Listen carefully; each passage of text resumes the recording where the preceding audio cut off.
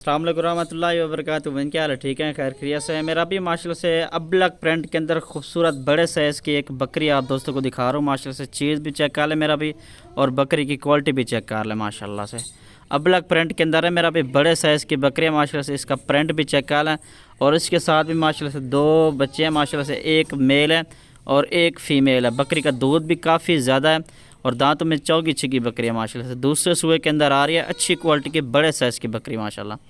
और ये चेक कर लें, ये दोनों बच्चे हैं माशाल्लाह से। ये वाला प्रिंट वाला मेल है और राजनपुरी गुलाबी के अंदर फ़ीमेल है माशाल्लाह से। ये चेक कर लें, शौक़ वाली मेरा भी चीज़ है, अच्छी क्वालिटी की बड़े साइज़ की बकरी माशाल्लाह। ये चेक कर लें माशाल्लाह से, क्या ही बात है मेरा भाई। ये मेरा भी चेक कर लें माशाल्लाह से। इस बकरी का हवाना ना 3 टाइम बच्चे दूध पीते हैं माशाल्लाह से।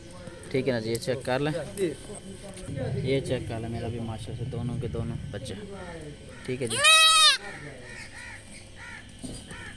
और मेरा भी ये चेक कर लें माशाल्लाह से, ये चलता फिरता भी चेक कर लें। ठीक है जी, ये दोनों बच्चे और ये बकरी चेक कर लें माशाल्लाह।